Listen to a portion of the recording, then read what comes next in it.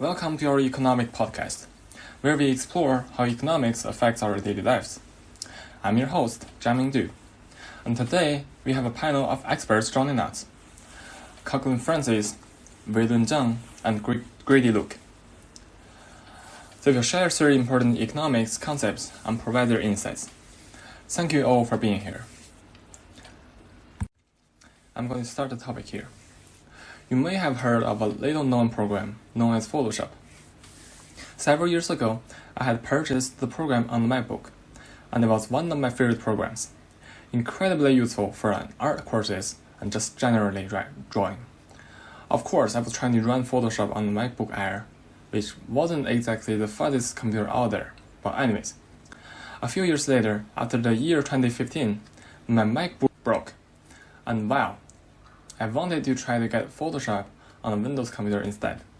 To my surprise, instead of the original straight transaction I was used to paying, I now had to pay monthly to use the program whenever.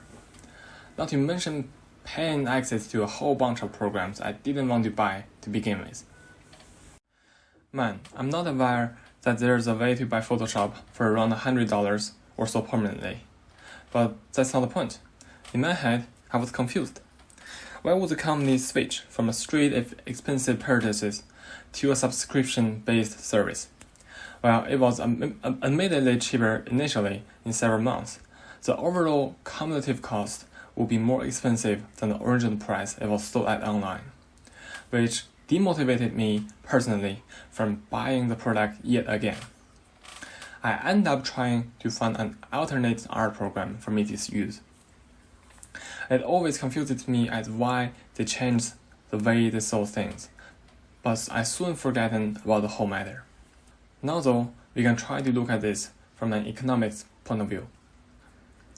Why do programming companies sell their products via a subscription service when before companies used to allow customers to buy a product once and own it permanently?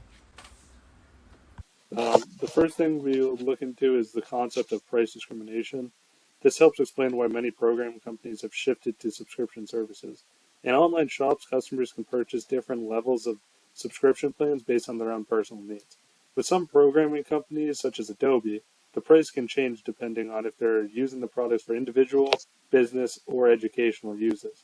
The business package is usually more expensive, but they typically gain the ability to use those programs for commercial purposes, something that is excluded from the individual package.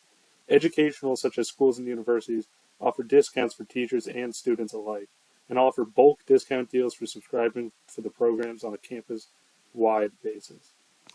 By offering different subscription plans at varying price points, with differing levels to the quality or type of programs available with each plan, companies can cater to different segments of customers. This allows them to extract more value from customers who are willing to pay higher prices for continuous access to the program, while still accommodating customers with lower budgets who may not be able to afford a one-time purchase. As a result, price discrimination helps companies maximize their revenue by capturing a larger share of consumer surplus and is one of the most common qualities that can be seen in subscription services offered from programming companies worldwide. Now I'm going to introduce the trade-offs between the present and the future of the production and the costs. So let's say programming company sells and are programming at a set price, which allows their consumers to purchase and own the product permanently without any need for the recurring payments. But the thing is, unlike those common products, the programs always require the updates as technology progresses, patches to fix discovered bugs. So, which requires the company to continually work on their product from the present to the foreseeable future. So the costs are semi-mitigated by the fact that they effectively sell their same product. As a company can easily duplicate the program and grant license to registered users, so they could use the software. But at the same time, the consumers do not have to pay anything extra for their updates. This would mean that the cost of the production increases as the time goes on, while at the same time the earnings for the product might decrease, as fewer people need to acquire it. Unlike some consumable products or products that have a limited lifespan, software is a more permanent production product that has a long shelf life. Free service from the company where software fixes and updates are complimentary for the product without any additional cost for the consumer. In a subscription service, however, these costs can be mitigated if a company were to sell their products on a subscription service. And consumers would have to pay to maintain use of the programs or else lose access. Thus, most customers would decide to pay monthly, especially if they must use those programs.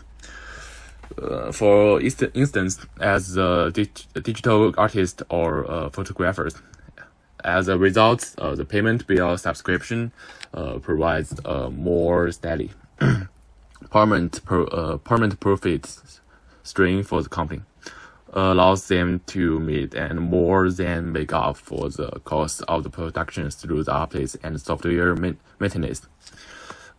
Production thus becomes steadier in present and future, as the production includes both selling the product and the maintaining the product. Profits made at a steady margin and helps cover the cost of the complementary software updates and fixes. Now, surprisingly, the trade-offs can work for both companies and consumers. Expensive software that might seem too demanding at the time, requiring a large sum of the bonding to purchase, now suddenly becomes more available along with a wider variety of the products available to the consumer as a package deal. For some customers, that can be an attractive deal, since they can cancel the subscription during time where they either do not need to use the programs or save those money. The last concept we'll be looking into is price elasticity of demand. For firms to determine if a subscription-based model would be optimal, they must analyze the elasticity of demand of their products. Elasticity of demand refers to how sensitive the quantity demanded of a good or service is to its changes in price. A good with high elasticity means that consumers are highly responsive to price changes, while a good with low elasticity implies that consumers are less responsive. Now let's imagine a scenario where a software company offers its product as a one-time purchase. If the demand for the software is more elastic than inelastic, it means that customers are highly sensitive to the price. Any significant price increase could lead to a substantial decline in demand. In such cases, a subscription-based model might be more attractive to the company. Subscriptions allow companies to offer their products at a lower upfront cost, making them more accessible to a broader range of customers. By breaking down the price into smaller recurring payments, the perceived cost becomes much more manageable, especially for those who may not be willing to dish out the big bucks for a larger initial investment. This can attract a larger customer base and potentially increase overall revenue. Additionally, the subscription model often includes additional benefits such as regular updates and customer support. These ongoing services provide value to customers, enhancing their experience and increasing customer loyalty. For companies, this recurring revenue stream can provide a more stable and predictable income compared to relying solely on a one-time purchase. We've explored this shift from one-time purchases to subscription services and programming companies such as Adobe and Microsoft.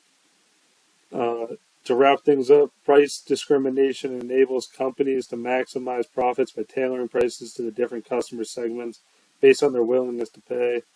However, implementing subscription-based models does involve trade-offs between immediate revenue and long-term revenue and customer relationships, as companies need to carefully balance pricing strategies to ensure customer retention and sustainable growth.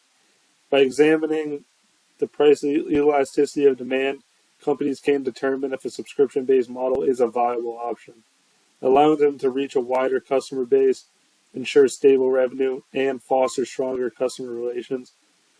And in the end, thank you for joining us on this enlightening journey through the world of subscription services. Thank you.